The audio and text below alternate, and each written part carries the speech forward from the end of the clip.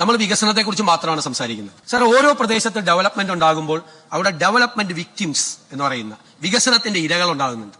ഓരോ വികസന പാക്കേജിനോടൊപ്പം ആ വികസനത്തിന്റെ ഇരകളെ ഡെവലപ്മെന്റ് വിക്ടിംസിനെ റീഹാബിലിറ്റേറ്റ് ചെയ്യാനുള്ള പ്രോജക്റ്റുകൾ ഉണ്ടാകണം. അത് മുൻകൂട്ടി കണ്ടുകൊണ്ടാണ് ഉമ്മൻചാണ്ടിയുടെ സർക്കാർ വിഴിഞ്ഞം പോർട്ട് വന്നപ്പോൾ പ്രത്യേകമായി 475 കോടി രൂപയുടെ ഒരു പ്രോജക്റ്റ് വെച്ചത്. അപ്പോൾ ഞാൻ തന്നെ ഈ നിയമസഭയിൽ വന്ന് വലിയ തുറയിൽ സിമന്റ് ഗോഡൌണിൽ കടന്നിരുന്ന കുടുംബങ്ങളെ കുറിച്ച് ഈ നിയമസഭയിൽ വന്ന് കൈകൂപ്പി സംസാരിച്ചിട്ട് അവരെ റീഹാബിലിറ്റേറ്റ് ചെയ്യണം. 140 ദിവസമായി കരയാണെന്ന് ചോദിച്ചു. അക്ഷരാർത്ഥത്തിൽ കരഞ്ഞു. ഞാൻ ആ സിമന്റ് ഗോഡൌണിനകത്ത് പോയി സാർ കണ്ട കാഴ്ചകൾ ഞാൻ ഈ നിയമസഭയിൽ പറഞ്ഞല്ലോ.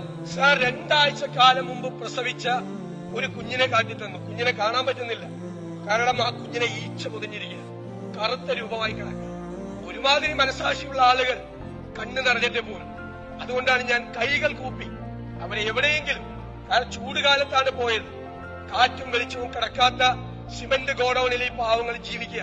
അതാണ് സാർ പ്രധാനപ്പെട്ട പ്രശ്നം, പുനരധിവാസത്തിന്റെ പ്രശ്നം. ഈ ഗവൺമെന്റിന്റെ പോളിസി ഏത് ഡെവലപ്മെന്റ് ഉണ്ടായാലും അതിനോടനുബന്ധിച്ച് ഡെവലപ്മെന്റ് വിക്ടിംസ് ഉണ്ടായാൽ അവരെ ചേർത്ത് പിടിക്കുന്ന സമീപനം തന്നെയായിരിക്കും.